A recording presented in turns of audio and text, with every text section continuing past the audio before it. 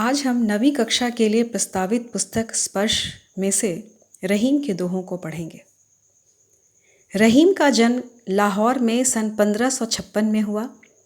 इनका पूरा नाम अब्दुल रहीम खान खाना था। रहीम अरबी, फ़ारसी, संस्कृत और हिंदी के अच्छे जानकार थे। इनकी नीतिपरक उक्तियों पर संस्कृत कवियों की स्पष्ट छाप परिलक्षित होती है। रहीम मध्ययुगीन दरबारी संस्कृति के प्रतिनिधि कवि माने जाते हैं। ये अकबर के दरबार के नवरत्नों में से एक थे। प्रस्तुत पाठ में रहीम के नीतिपरक दोहे दिए गए हैं। ये दोहे जहाँ एक ओर पाठकों को औरों के साथ कैसा बर्ताव करना चाहिए इसकी शिक्षा देते हैं, वहीं मानव मात्र को करणीय और अकरणीय आचरण की भी नसीहत देते हैं। इन्हें एक बार पढ़ लेने के बाद भूल पाना संभव नहीं है और उन स्थितियों का सामना होते ही इनका याद आना लाजमी है जिनका इनमें चित्रण है। आइए दोहों को पढ़ते हैं। पहला दोहा है, रहीमन धागा प्रेम का मत तोड़ो चटकाए, टूटे से फिर ना मिले, मिले गांठ परी जाए। इस दोहे में रहीम ने प्रेम के संबंधों को हमेशा बनाए रखने की सलाह दी है। उन्होंने इन संबंधों की तुलना धागे से करते हुए कहा है कि जिस तरह धागा एक बार टूट जाए तो दोबारा जुड़ने पर भी वह पहले जैसा नहीं हो पाता, उसमें गांठ पड़ जाती है।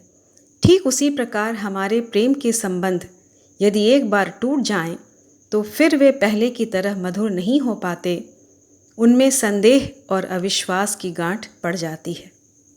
अगला दोहा है, रहीमन निजमन की बिथा मन ही राखो गोए, सुनी अठिलई हैं लोग सब बांट न लई हैं कोय। इस दोहे में रहीम ने मन के दुख को मन में ही छिपाए रखने की सलाह दी है, क्योंकि दूसरों के सामने अपना दुख प्रकट करने पर कोई भी उसे बांटकर कम नहीं करता, बल्कि सब हमारा मजाक ही उड़ाते हैं। अगला दोहा है, एकै साधे सब सधै, सब साधे सब जाए, रहीमन मूल ही सींचिबो, फूले फले अघाए। इस दोहे में रहीम ने एक समय में एक ही लक्ष्य को पूरा करने की सलाह दी है।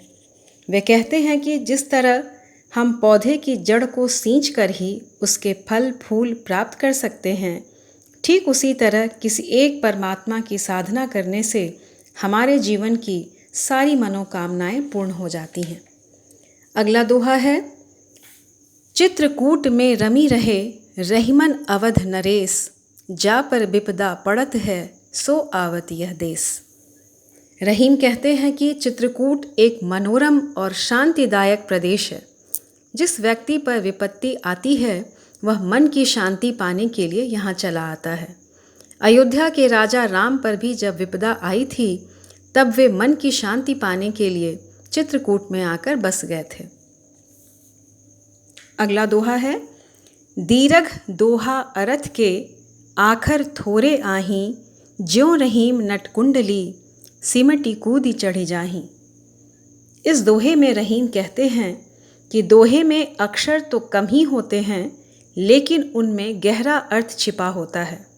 जिस प्रकार नट जाति का कुशल व्यक्ति अपने शरीर को सिकोड़कर छोटे मुँह वाली कुंडली में से सफलतापूर्वक निकल जाता है, ठीक उसी प्रकार एक कुशल दोहाकार सीमित शब्दों में ही गहरी और अर्थपूर्ण बातें कह जाते हैं। अगला दोहा है, धनी रहीम जलपंक को, लघु जिय पियत अघाए, उदधि बड़ाई कौन है, जगत पियासो जाए। इस दोहे में रहीम ने परोपकार का महत्व बताते हुए कहा है कि समाज में वही मनुष्य सर्वश्रेष्ठ होता है जो दूसरों के काम आए। जैसे पंक जल पीकर अनेक जीव जंतु अपनी प्यास बुझा लेते हैं, किंतु सागर में अथाह जल राशि होने के बावजूद लोग उसके तट से प्यासे ही लौट आते हैं।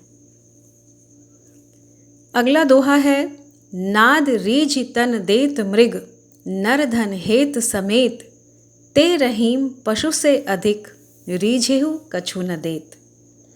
इस दोहे में रहीम ने उन लोगों पर व्यंग्य किया है जो दूसरों की कला से प्रभावित होकर भी किसी को कुछ नहीं देते। संगीत की मीठी ध्वनि से प्रभावित होकर हिरण अपने प्राण न्यौछावर कर देता है। श्रेष्ठ मनुष्य खुश होकर अपनी संपत्ति लुटा देते हैं, लेकिन वे व्यक्ति पशु से भी बदतर होते हैं जो किसी की कला पर रीझ कर भी कुछ नहीं देते। अगला दोहा है, बिगड़ी बात बने नहीं, लाख करो किन कोय, रहीमन फाटे दूध को, मथे न माखन होए। इस दोहे में रहीम ने कहा है कि जो बात एक बार बिगड़ जाती है वह लाख प्रयत्न करने के बाद भी नहीं बन पाती। जिस तरह फटे हुए दूध को कितना भी मथा जाए उसमें से मक्खन नहीं निकल सकता। अगला दोहा है, रहीमन देखी बड़ेन को, लघु न दीजिए डारी, जहाँ काम आवे सुई, कहा करे तरवारी। इस दोहे में रहीम ने कहा है कि इस संसार में जितनी वस्तुएं हैं सबकी अपनी उपयोगिता है और समय आने पर ही उनकी उपयोगिता सिद्ध होती है। जिस प्रकार जहाँ सुई का काम होता है वहाँ तलवार कुछ नहीं कर सकती, इसलिए बड़ों को देखकर हमें छोटों की उपेक्षा नहीं करनी चाहिए। अगला दोहा है, रहीमन निज संपत्ति बिना, को न विपत्ति सहाय, बिनु पानी ज्यों जलज को, नहीं रवि सके बचाए। इस दोहे में रहीम ने बताया है कि विपत्ति के समय हमारी अपनी संपत्ति ही हमारे काम आती है। जिस प्रकार जलहीन कमल को सूर्य भी नहीं बचा सकता, उसी प्रकार मुसीबत के समय मनुष्य को कितनी भी बाहरी सहायता क्यों न मिल जाए, उसकी वास्तविक रक्षक उसकी अपनी संपत्ति होती है। आखिरी दोहा है, रहीमन पानी राखिए, बिनु पानी सब सून, पानी गए न उबरै, मोती मानुष चून।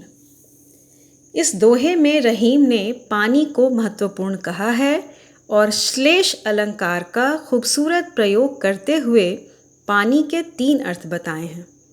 वे कहते हैं कि पानी समाप्त हो जाए तो मोती, मनुष्य और आटे की कोई कीमत नहीं रहती, क्योंकि चमक के बिना मोती बेकार है, मान सम्मान के बिना मनुष्य का जीवन व्यर्थ है और जल के बिना आटा किसी काम का नहीं होता। धन्यवाद।